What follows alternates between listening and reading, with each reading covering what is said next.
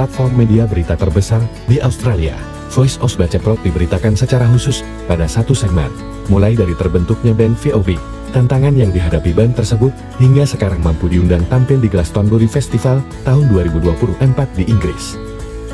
Di dalam berita tersebut, Voice of Baceprot akan tampil di panggung yang sama dengan Coldplay dan Dua Lipa. Untuk lebih lengkapnya silahkan simak cuplikan beritanya berikut ini. In a small Indonesian farming village in the religiously conservative West Java province, an all-female Muslim metal band is pushing back on traditional values. After years of honing their craft, Voice of Baceprot has become the first Indonesian band to be selected to play at the iconic Glastonbury Music Festival in the UK. The trio will perform alongside global megastars like Coldplay and Dua Lipa. They've already toured Europe and the US and were named in Forbes Asia's 30 under 30 list, which celebrates business leaders, artists and changemakers. Influenced by bands like Metallica and Slipknot, the band used their lyrics to address political issues such as climate change, peace and misogyny. And to tell us more, we are joined now by reporter Gillian Herrera. So this band, Gillian, will be performing in the UK. Yes, Joe. Now, the Voice of Baceprot, they're not typically what you'd associate with a heavy metal music band. They are devoutly Muslim. They still wear their hijabs to cover their hair, and they're from a relatively conservative part of Indonesia, a farming village in West Java. Now, the band has rose to international recognition for really challenging stereotypes about Islam, Muslim women, and the heavy metal music industry. Their songs take on political themes like climate change. They have a very strong anti-war message, and they call out misogyny.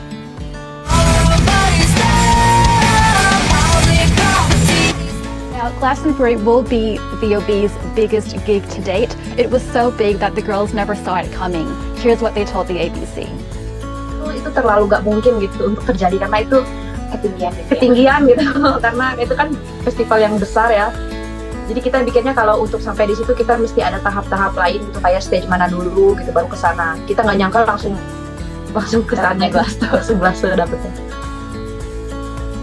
Now, the girls were so surprised that they had to check that their email invitation was legitimately from the event organizers of Glastonbury. That was how big of a deal it was for them.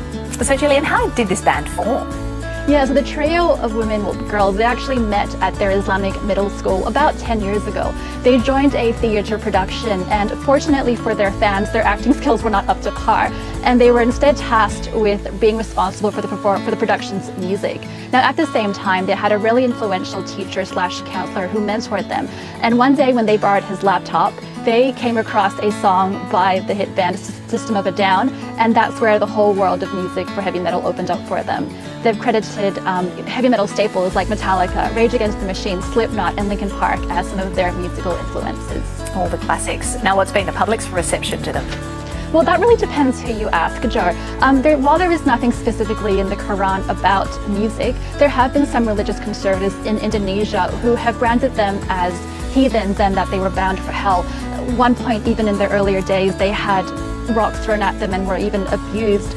But over time, that is changing. The irony, though, is that for the girls and their music, they credit heavy metal music as teaching them about compassion, tolerance, and equality, all traits that they share with their faith. Now, like the rock stars they are, they've taken that criticism and used that for inspiration of music like this one. So thankfully, as their platform has grown, they are getting a lot less abuse. But as part of challenging the industry, they also really want to take on that traditionally, image of the heavy metal rock industry, which can be perceived by some as quite masculine, male-dominated, can be aggressive sometimes and dark. They also at some point found the industry quite prescriptive. At one point they were even asked to remove their hijabs to make them more marketable, but of course the girls said no, and they were determined to reclaim their narrative. This is what they told us. Tidak sesuai, terus nggak cocok gitu. Jadi akhirnya setiap perempuan yang mau terlibat dipaksa menjadi maskulin gitu, harus maskulin nih karena ya memang industri ini maskulin gitu. Nah kita tuh nggak mau kayak gitu, jadi kita nggak mau merubah diri kita untuk bisa masuk. Jadinya kita memutuskan untuk kita harus bawa sisi energi feminim ini ke industri ini agar sudut pandangnya lebih luas gitu. And as you can hear, they've got quite a mission, they've got lofty goals, and as their platform grows, VoB really want the world to appreciate their music, not just their appearance. All right, our reporter Gillian Area, thank you so much.